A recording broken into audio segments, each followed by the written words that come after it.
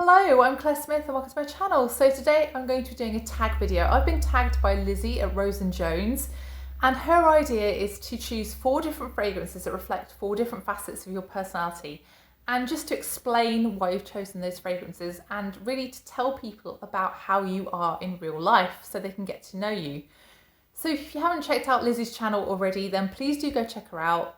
She's got an amazingly bougie collection of fragrances. She tries to keep it to around 100 fragrances, and she just filmed a collection video. So I'm going to leave that link down below in case you do want to go check that out, but I would really recommend Lizzie's channel. So here are my 4 fragrances that I've chosen. If you haven't seen me before, I'm Claire Smith and I make videos all about perfume, perfume science, perfume history, and I also do some tag videos as this one is, and I also do some perfume reviews. So if that kind of thing interests you and you haven't already subscribed, then please do consider subscribing, and also please like this video if you do enjoy this content. So which 4 fragrances have I chosen? So firstly, how do I appear to other people, and does that really ring true? So I think actually I appear as I do because of what I do for a living, and I think really what I do for a living reflects my personality quite well actually.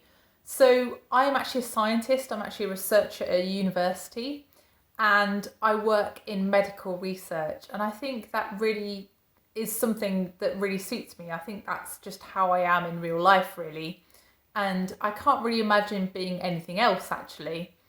I think for me it just sort of reflects my personality in that I'm quite cool, calm and collected. I'm someone who likes to see all the options and really read about something and really know all of the background before I make any kind of decision. And it's the same with fragrance really. If I'm making a purchase, I will really read about a fragrance, I'll watch loads of reviews, I'll really consider whether I want that fragrance or not before I actually pull the trigger and buy it. And actually this kind of personality can be really debilitating in real life, because ultimately having to know all of this background before you make a decision can really make you into clearly quite a good decision maker in a way, but also quite a ditherer. And someone who actually struggles with decisions, because you can never really decide exactly at that moment when you know enough about something, can you? So for my slight overthinking, but also my cool, calm, collected nature, I'm going to choose a fragrance that I often choose when I'm going to work and I don't want anything that stands out too much. When I just want a fragrance that's going to allow me to think and concentrate and just get on with my day, but also when I want to smell efficient and just calm and cool and collected, this is the fragrance that I choose.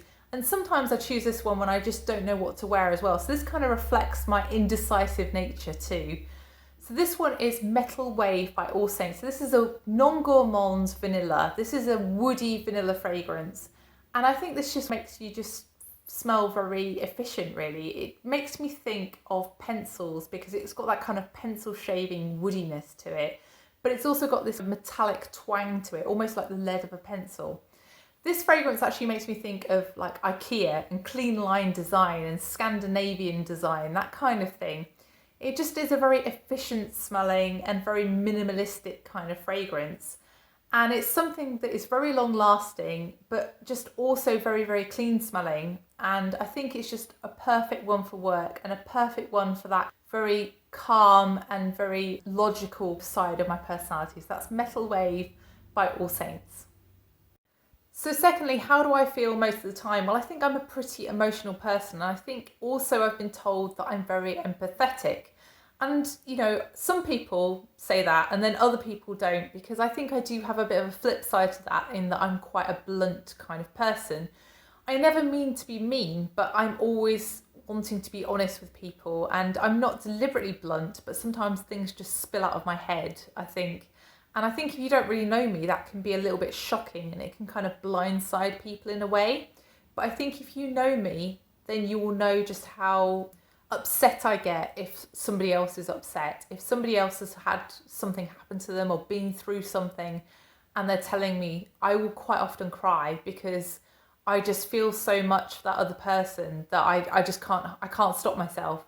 And I really try not to cry when people are telling me things that have upset them, because that's not really a way to comfort them and that's not a way to support them, but I just can't help it sometimes. And I think it's the same with films. Some films really, really stay with me. And that's usually when something awful has happened to somebody, a character that I care about in a film.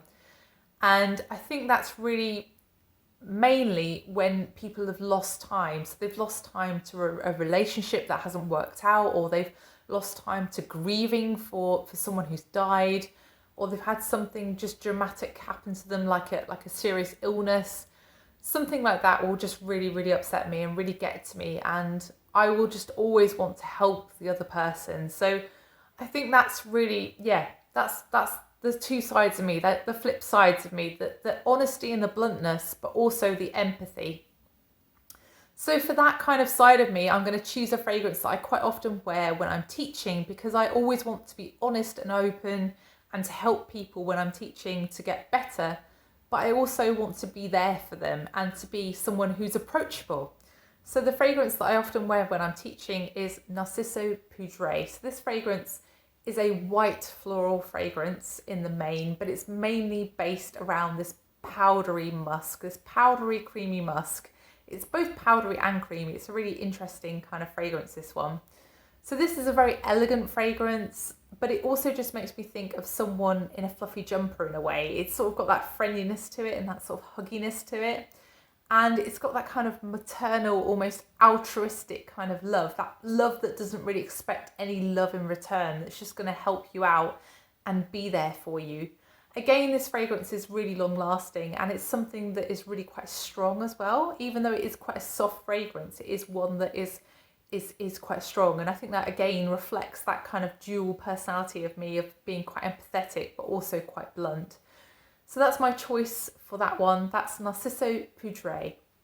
So thirdly, what do I like to do best in my spare time? Well, actually my favourite activity is really going for a long walk. I will get a train somewhere and I will walk for maybe 7 to 10 miles on some kind of pre-planned route.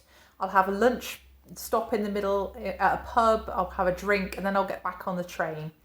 And really, I like to do that on a nice sunny day. I don't like a really hot day, but a nice sunny day that's really a perfect activity. And I don't even have to be with someone to do that activity and to enjoy that activity, because I find that I'm quite an introverted person. I'm someone who likes my own company, and I'm someone who doesn't mind being on their own. I'm someone as well who needs that kind of thinking time, who needs that kind of clarity when I don't have anybody else around. And I think walking really helps with that, and it's something that really clears my thoughts and something that I really enjoy. So I think for that sort of wanting to be outdoors and wanting to walk a long way and wanting to be in sunshine, I think I'm going to choose a fragrance that really makes me think of those kinds of things. And that's Exotic Mimosa by Zara. So Exotic Mimosa, I think, as with a lot of Zara fragrances, is slightly inappropriately named, because I don't really feel like there's anything exotic about this fragrance at all. So this is a very powdery, like yellowy green feeling fragrance to me. So it's very much that mimosa kind of smell, but it's also got a solar feeling as well to it. So it's got a body cream fragrance to it. So it's quite creamy, almost like a sun cream in a way, but also there's a sweetness. So I think there's honey in this fragrance, and really the honey just sort of gives it that nectary, almost kind of spent flower, late summer, everything's bloomed and kind of over feeling. It's one of those that just makes you think of having walked through meadows and had those flowers that are sort of on the cusp of dying, brushing against your clothing, brushing against your skin, and that sort of smell left on you after you've been for a walk. This is just very evocative of having been for a walk in the countryside around where I live in the late summer. So that's Exotic Mimosa by Zara. So lastly, what's really the biggest thing about me that I would like to change? And I think the thing I would like to change is really that I'm a bit obsessive. And this can be anything. I can obsess pretty much over anything. And this can be a positive thing, because if you're really obsessed by something, you can really know a lot about it and you can really get into it. And that can really help you in your work life. But in your home life, it can be quite debilitating. It can be something where stuff can take over and you can almost become quite blinkered and not see the rest of life almost. And it's always something when I go into things, I think to myself, I'm not going to be obsessive about this. I'm not going to spend my every waking moment doing this. I'm not going to be someone who's going to, you know, think and plan YouTube videos in my every waking moment, or obsess about fragrances and buy loads of fragrances. But really, you know, how's that turned out? It's not turned out that well, has it? That's who I am. That's how I am in real life. I am not someone who can do things half-heartedly, and I think that's really a double-edged sword, really. So I think for that kind of obsessive side, I'm going to choose a fragrance that I really obsessed over. And I was literally looking at this fragrance and looking for this fragrance for probably the best part of about 18 months. And I think the reason I was looking for so long was because I didn't know which version of the fragrance to buy. And ultimately, you should just buy one, shouldn't you? Because if you want to smell the fragrance, if you buy the wrong one, you just resell it and you just buy another one. If you get it wrong, it's not the end of the world. And I think that's something that I also struggle with, getting things wrong and not torturing myself about them. So the fragrance that I'm talking about is actually Lolita Lempicka. And I put this in my loved and lost video because I've never smelt this fragrance. And it was one that I'd always wanted to smell because I love licorice, I love anise, and I love cherry. And this fragrance has all three. And yeah, I bought this one a couple of months ago after making that video. And I'm so pleased that I bought this because, you know, I'd never have known, would I, if I hadn't bought it. And really, this shows my obsessive side. This shows that I couldn't stop thinking about this until I bought it. And now, you know, having worn it a few times and enjoyed it, I can stop thinking about it because I know how it smells, and I know that, you know, I've got a bottle and this is discontinued and it's getting rarer and harder to find, and it's just settled my mind buying this fragrance. It just sounds so weird, but that's just how I am.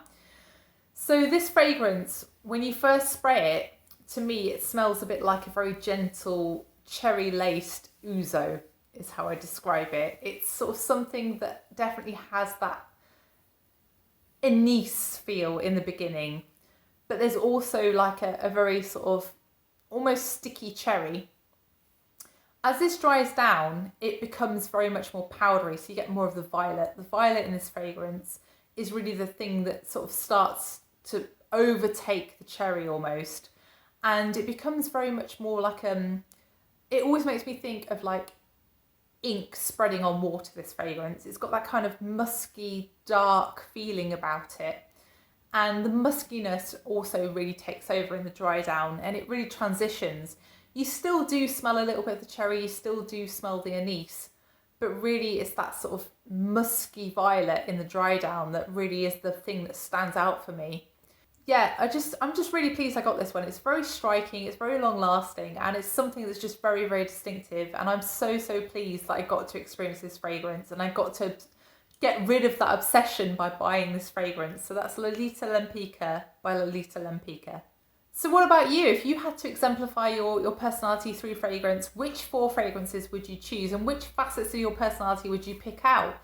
Please let me know down below. And also thank you so much for watching this video. I hope you enjoyed it. And if you did enjoy it, then please press the like button, and also please consider subscribing if you haven't done already. And I will see you in the next one. Bye.